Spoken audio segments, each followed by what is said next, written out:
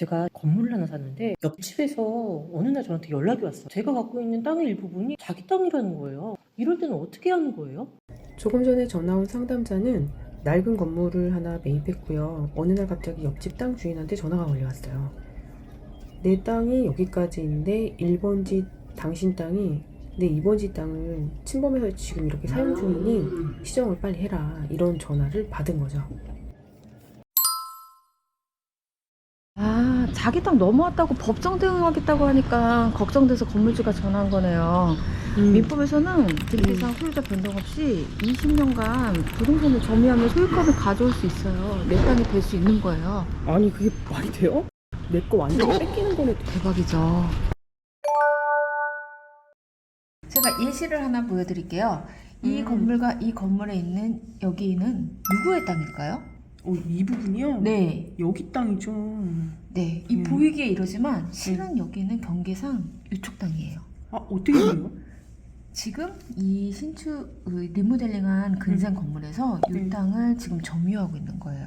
아, 그래요? 네. 어떻게 점유하고 있어요? 한번 봐볼까요? 그럼 보면 여기 문을 하나 되게 감쪽 같네. 하고, 네, 아마 이 주차장 때문에 벽을 만들어 놨는데 그걸 이용해서 이 공간을 죽어있는 공간을 창고처럼 쓰고 있는 것 같아요. 그러면은 이 구축 주택에서 지금 만들어 놓은 벽인데, 이 벽이 이 벽은 주차장을 위해서 만든 거죠. 뒤에서 주차장을 보면 위해서. 이렇게 화단에서 이어져서 편리하게 쓰려고 만든 건데 남은 짜투리 땅을 옆에서 창고처럼 써버린 거예요. 이렇게 됐구나.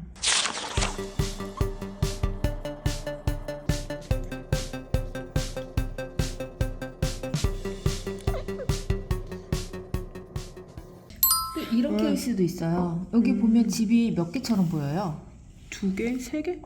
집이 4채가 모여 있는데 이렇게 주택이? 보시면 네. 안으로 들어가면 네, 안에 하나, 둘, 셋, 네 집이 있는데 이 기둥들이 이 앞집 땅을 침범하고 있어요. 기둥이 여기 중간에 있고 여기 양쪽에도 있네요. 네, 여기 보면 안쪽을 살짝 보면 경계가 없어요. 어디까지가 내 경계가 땅이고 없네. 어디까지가 네 땅인지 이거는 측량을 해보면 나오겠죠. 리모델링하는 거. 옆집도 보면 이렇게 해놨어요. 이게 더 웃긴다. 네, 아마 소유주가 바뀌면서 한번 측량을 하지 않았을까 싶어요. 예전에는 이웃끼리 사이좋게 지내니까 뭐 네 땅 내 땅까지 안 하고 같이 지내자 이런 의미인 거죠.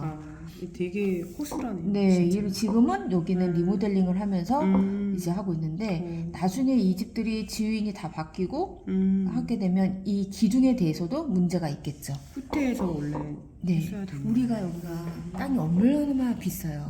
0.1평도 엄청 비싼데. 강남이니까. 그죠? 오케이.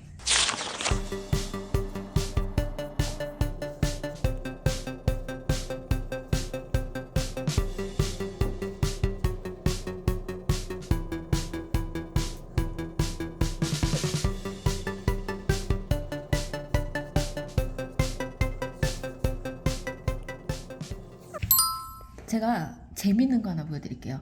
지금 이 사례는 궁금해. 이 뒤에 건물 앞에 화단이 있어요. 누가 봐도 이 건물. 네, 이 건물과 앞에 화단이 있죠? 누가 봐도 주인이 한 명일 것처럼 보이는. 그러나 이 화단의 주인은 따로 있어요. 와.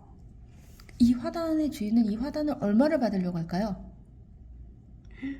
대략 글쎄요. 소형 아파트 가격을 부르고 있습니다. 소형 아파트 정말요?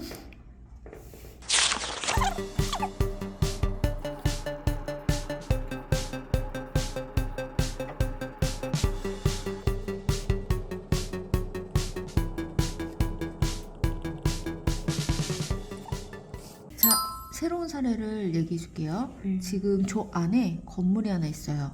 저 건물은 이 길을 통해서만 들어갈 수 있죠. 네. 그럼 이 길을 그렇게. 누구의 길일까요? 땅일까요?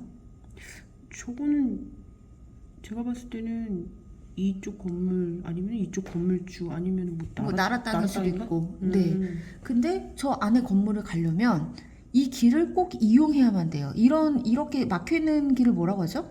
이거 망치 땅? 사도. 맞아요. 잘 알고 계시는데 이 건물을 이용하려면 이 땅을 이용해야 되는데 이 땅을 도로 사용료라는 돈을 내면서 이용을 하면서 점유를 하는 경우도 있어요. 그렇구나.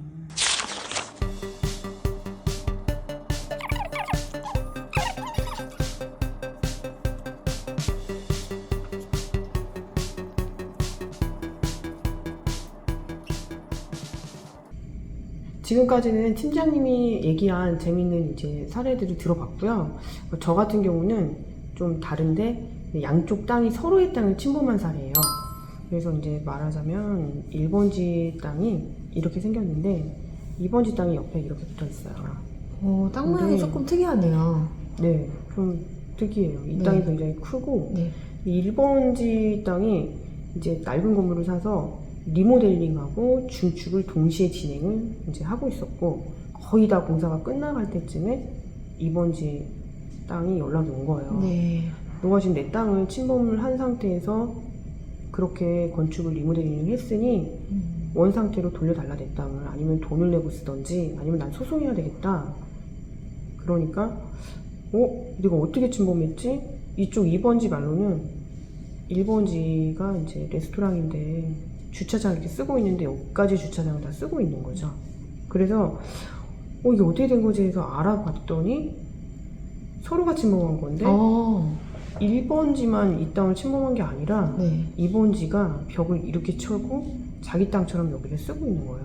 아예 경계를 넘어와서 벽을 친 그쵸, 케이스네요. 아예 벽을 친 거예요. 네. 그래서 너도 넘어왔다. 어떻게 할 거냐 그랬더니 이제 한참 싸웠어요 이걸로. 그랬다가 결국은 서로 타협을 보고 네. 이제 그래 그럼 너 1번지는 주차장을 여기까지 여유롭게 써라. 네.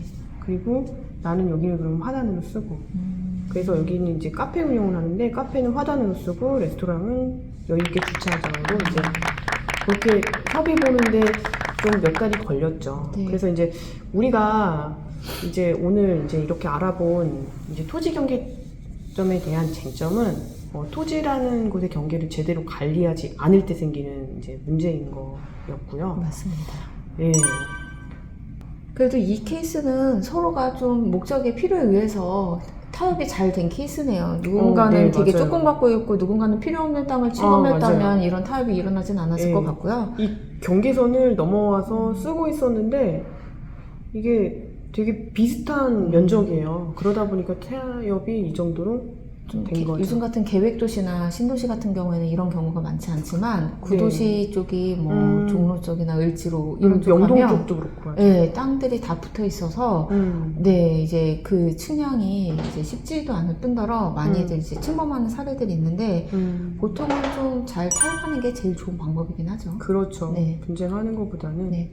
그래서 이제 뭐 개개인의 그 투자 성격에 따라서 뭐 신축을 할 수도 있고 리모델링을 할 수도 있고 한데 이렇게 공사가 다 한 다음에 이제 알게 되면 다 건축 지어놓고 뭐 무너뜨릴 수도 없고. 그죠. 그래서 미리 경계선을 알고 가는 게 이제 필요한 것 같고 이제 이런 거는 뭐 사는 사람도 알아야겠지만은 중개하시는 분들도 좀 파악을 하고 있다가 이제 인지를 시켜주는 것만으로도 뭐 분쟁이 아닌 타협으로 가는 길을 이제 좋게 갈 수 있을 것 같아요. 그죠. 미리 이제 고지를 받고 네. 내가 매입하는 건물이 옆 땅을 조금 침범하고 있다는 사실을 알고 그쵸, 매입을 하는 준비하고 거가 하는 거지. 네, 잔금을 다 치르고 갑자기 그걸 알게 되면 좀 차이가 있기는 하니까 이런 게 조금 더 중요한 문제가 되긴 하겠습니다. 맞아.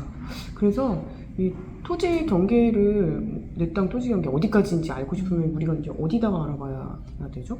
이제 본인 소유의 토지 경계를 알고 싶다 할 때는 국토정보공사를 통해서 경계 보건 측량을 신청할 수가 있어요. 사이트 통해서도 할 수 있고 네. 전화로도 네. 신청을 할 수도 있고.